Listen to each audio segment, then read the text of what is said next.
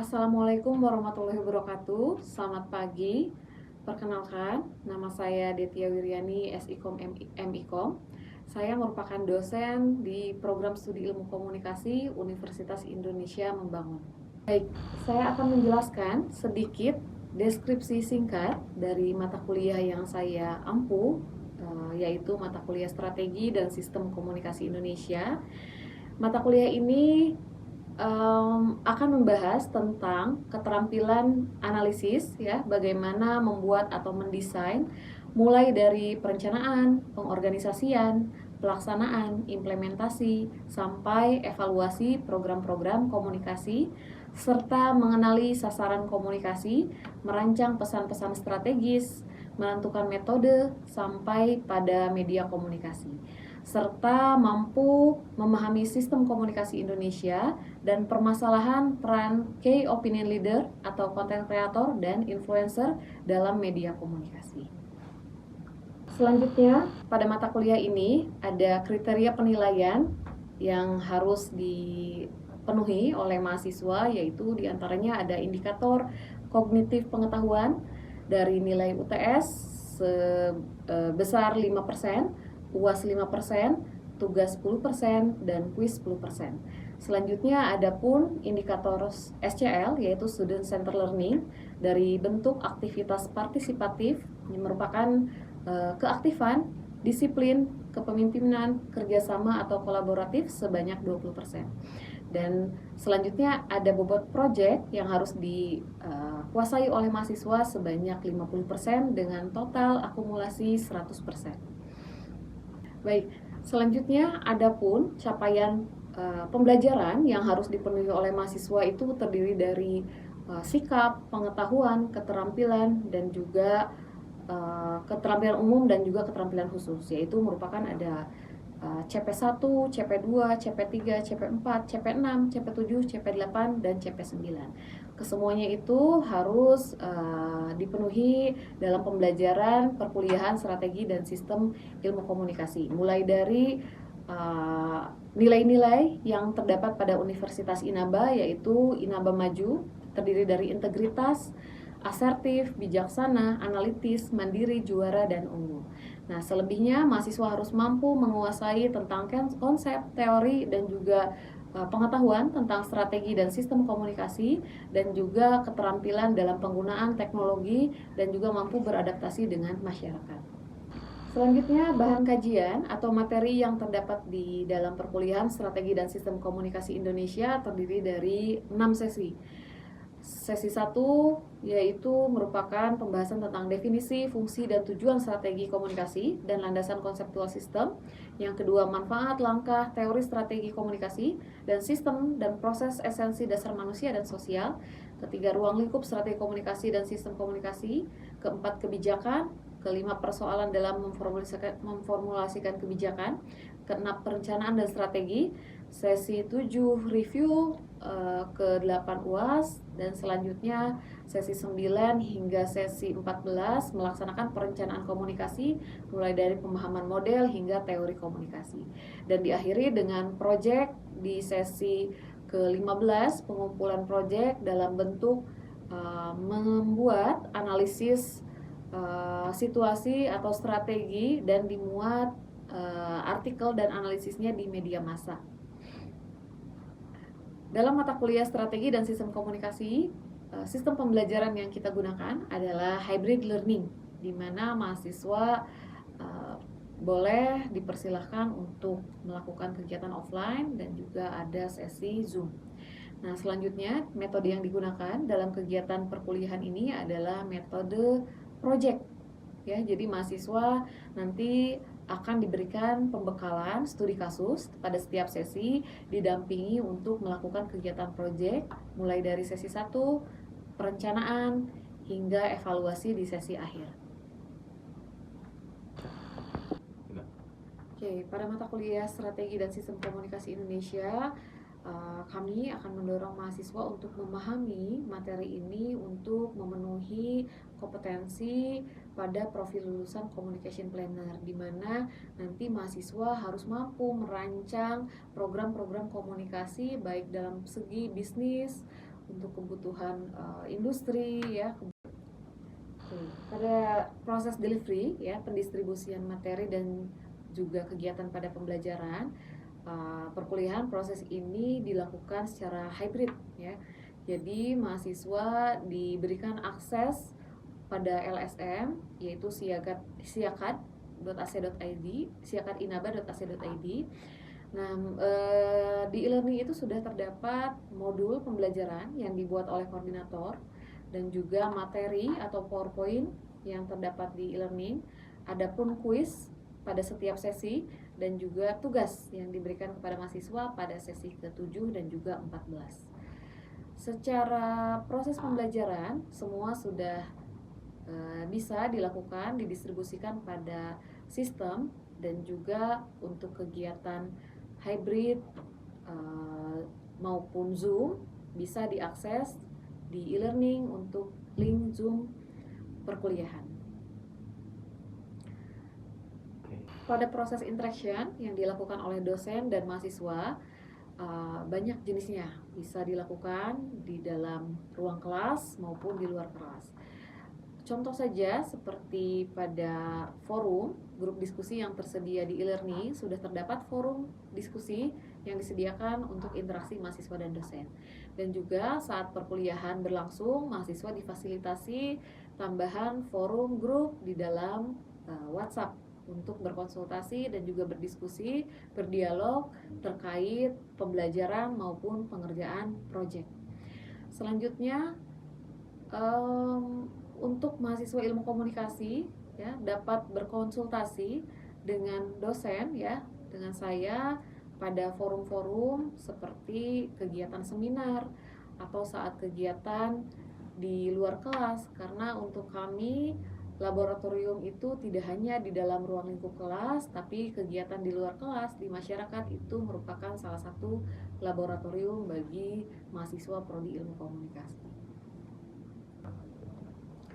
Dalam proses asesmen pada mata kuliah strategi dan sistem komunikasi, mahasiswa akan dibimbing oleh dosen mulai pada penilaian kuis pada sesi 1 hingga sesi 6, dimulai lagi sesi 9 hingga sesi 14. Nanti akan ada penilaian kuis, ada juga penilaian bobot tugas pada sesi ke-7 dan juga sesi 15. Nanti akan ada penilaian di dalam e-learning, dan juga ada peninjauan studi kasus dan juga proyek pada setiap pertemuan kelas hybrid.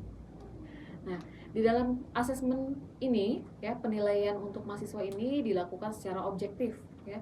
Jadi mahasiswa itu akan dilihat bagaimana aktivitas di dalam kelasnya, dinilai student center learning-nya tadi dari keaktifan, kepemimpinan, disiplin ya, kolaboratifnya akan dinilai, dan juga di setiap pertemuan akan diberikan nilai SCL. Nah, selanjutnya selain tadi nilai kuis, tugas dan juga SCL, kami membuat rubrik penilaian di akhir perkuliahan untuk akumulasi nilai-nilai yang dilakukan oleh dosen terhadap penilaian terhadap mahasiswa. Nanti rubrik penilaian itu akan kami sampaikan kepada mahasiswa dari mulai respon setiap sesi atau setiap pengerjaan proyek, jika ada tugas-tugas ataupun proyek yang kurang sesuai akan diberikan respon saat pertemuan hybrid. Nah, nanti akumulasi nilai rubrik ini akan disampaikan kepada mahasiswa di sesi akhir melalui siakat. Nanti mahasiswa tidak bisa mengakses rubrik di sesi setelah pengujian UAS. Nah, tidak lupa juga mahasiswa harus mengikuti kegiatan UTS dan UAS. Selain ada nilai kuis, tugas, nilai UTS, UAS, dan juga ada nilai proyek dan SCL. Untuk melihat bagaimana proses pembelajaran berlangsung di dalam kelas, berikut saya tampilkan proses atau video pembelajaran interaksi antara dosen dan mahasiswa kelas yang saya ampu, yaitu mata kuliah strategi dan sistem komunikasi Indonesia. Berikut cuplikannya. Assalamualaikum.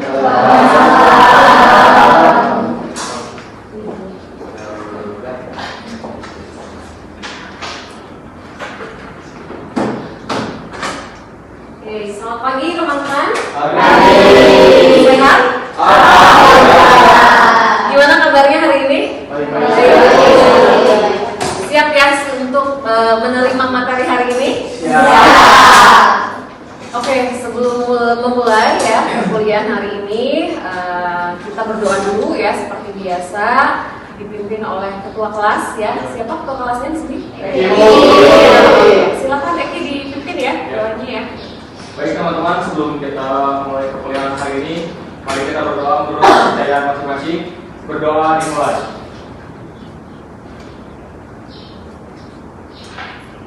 Berdoa selesai. Oke, terima kasih ya untuk Eki sudah memimpin doa.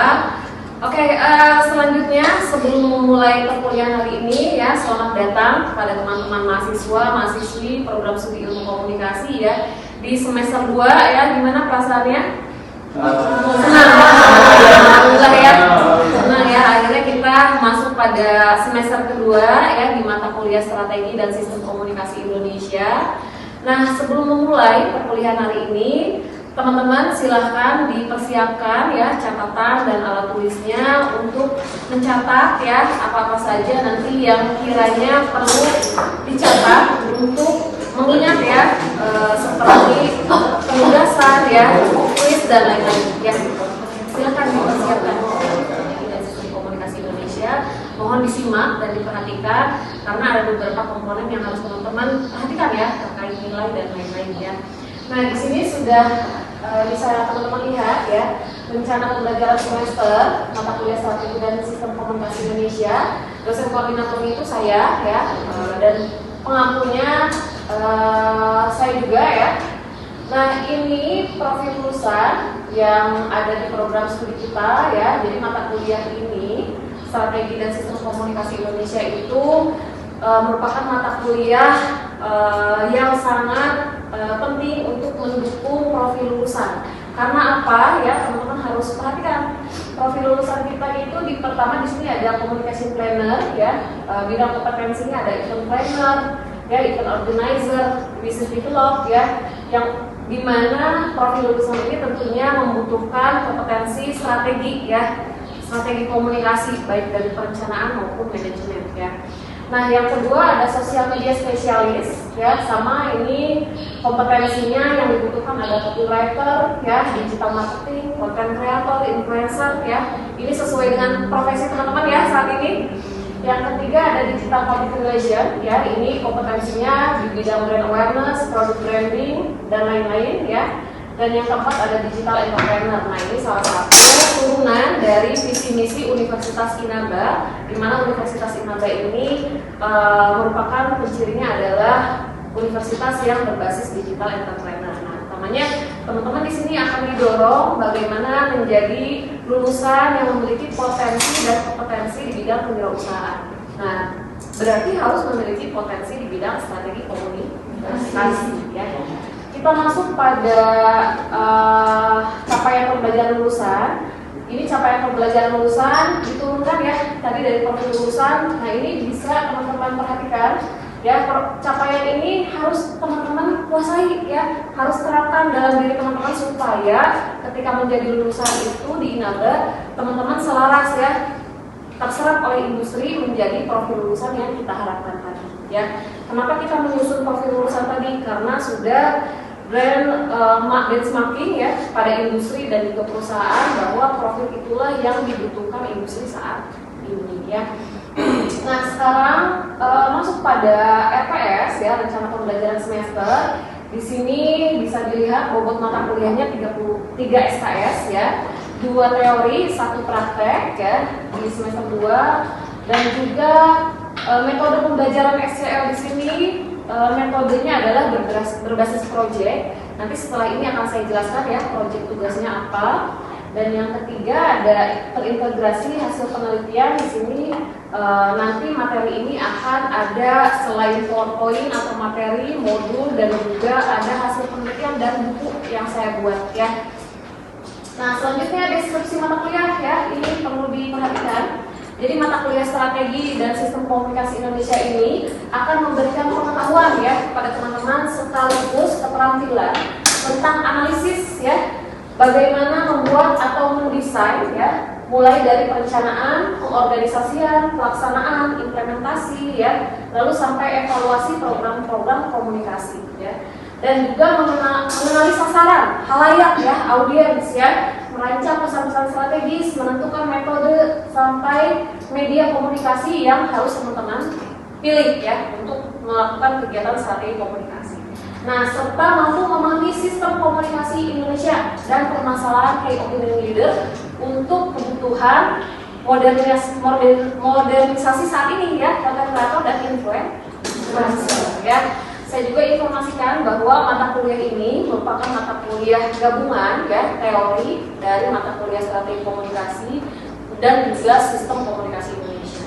Kenapa digabung ya? Karena kita sudah berdiskusi dengan industri, mendapatkan masukan bahwa mata kuliah ini ya perlu digabung karena cocok ya, salah satu mata kuliah yang memiliki tambahan wawasan ya, strategi komunikasi perlu ditambah wawasan terkait mata kuliah sistem komunikasi.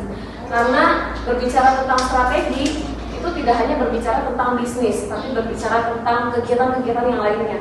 Misalkan teman-teman bekerja di industri, menjadi content creator, influencer butuh strategi. Menjadi seorang dosen butuh strategi, menjadi seorang dokter, ya, guru dan lain-lain butuh strategi. Nah, baik kegiatan apapun membutuhkan strategi. Dan di mata kuliah sistem komunikasi Indonesia ini akan membahas tentang bagaimana sistem komunikasi yang terjadi di Indonesia ya. Nah, teman-teman nanti akan diberikan pemahaman terkait ideologi yang dimiliki oleh negara kita ya, terkait misalkan misalkan pembuatan tentang kebijakan ya, kebijakan pemerintah nih, bagaimana sistemnya ya, alurnya dari pemerintah dari kota hingga ke desa nih. Kita pelajari dulu sistemnya supaya kita bisa membuat strategi. Tujuannya itu. Nah, selain di bidang pemerintahan, sistem komunikasi ini juga berbicara tentang aspek yang lainnya. Ya, di Indonesia tentu kalau di bidang ilmu komunikasi tidak hanya kebijakan di bidang pemerintah, kita bisa bekerja di pemerintahan.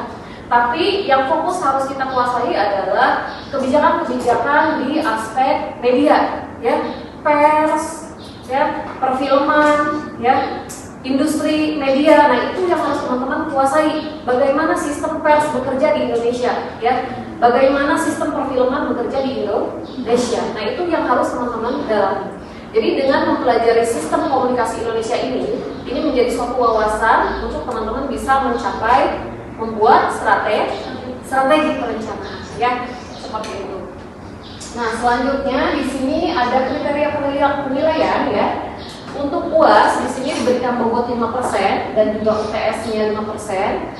Tugas di sini 10%, kuis 10%, dan juga ada bobot SCL, Student Center Learning ya. SCL ini kita bagi menjadi beberapa komponen. Yang pertama ada aktif, disiplin, kepemimpinan, kerjasama atau kolaborasi. Karena nanti teman-teman akan dinilai tidak hanya dari keaktifan ya, tapi juga dari inisiatif, kepemimpinannya ya, kolaboratif ketika mengerjakan tugas project ya. Nah, itu jadi dinilai untuk apa? Untuk menjadi profil lulusan tadi yang unggul ya. Oke, teman-teman, kita masuk pada materi sesi 1 ya, terkait definisi, fungsi dan tujuan strategi komunikasi dan landasan konseptual.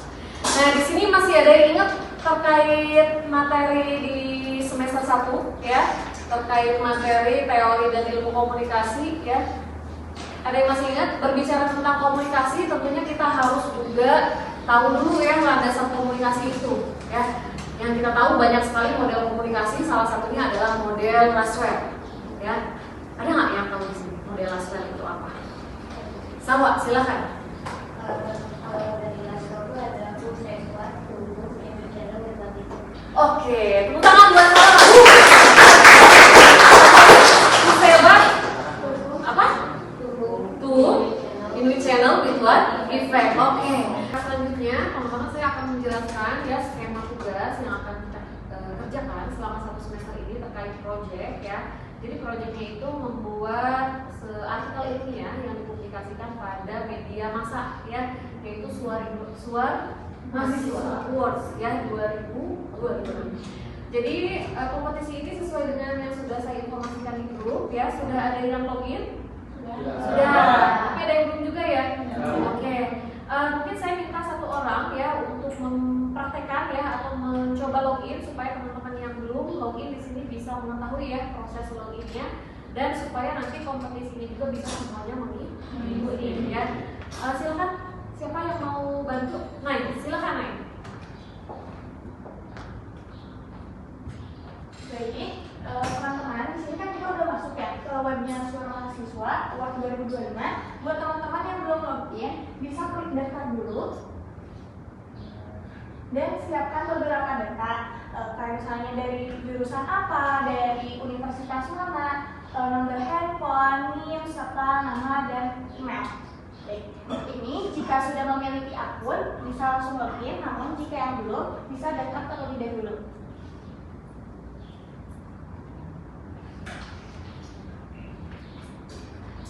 Apa aja sih data yang diperlukan? Yang pertama ada nama pribadi, yang kedua ada nomor induk mahasiswa, ada nomor telepon, alamat email, kampus, jurusan, serta kata sandi. Baik, ini saya akan mencoba terlebih dulu ya.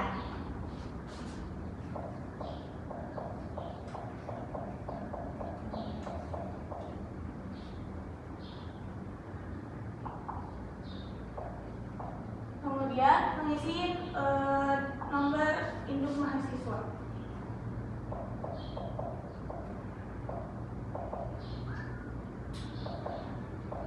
Kemudian di sini nomor telepon pribadi.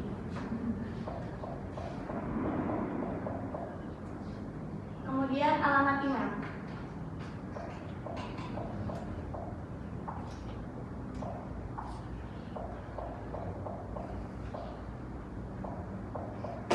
Kemudian asal kampusnya.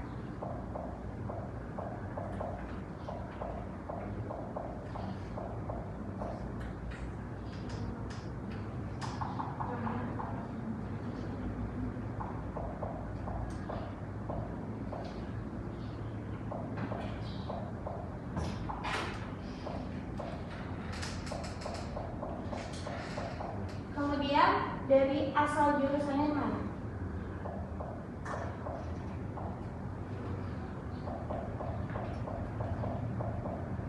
Dan yang terakhir kata sandi, karena kata sandinya tidak bisa disebut karena itu sifatnya pribadi.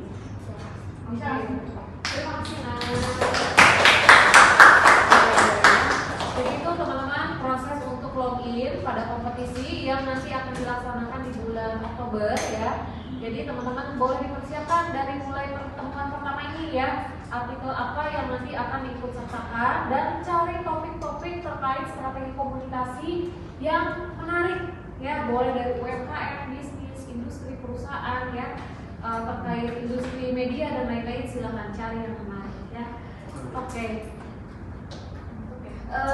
Mungkin semuanya sudah paham? Ya, terkait lomba nanti kompetisi nanti boleh ya berkonsultasi jika ada yang belum dipahami dan juga mengalami kesulitan terkait pendaftaran dan juga pembuatan artikel, silahkan kita berkonsultasi ya di grup chat dan juga boleh berkonsultasi langsung di ruangan saya ya. Oke, mungkin pertemuan satu ini ya cukup ya. Cukup, jika tidak ada yang ditanyakan, saya ucapkan terima kasih banyak kepada teman-teman semua ya. Kita ucapkan alhamdulillah dulu. Alhamdulillah. Ya. Terima kasih, sampai bertemu lagi di sesi selanjutnya ya di minggu depan. Wabillahi taufiq wal hidayah. Wassalamualaikum warahmatullahi wabarakatuh.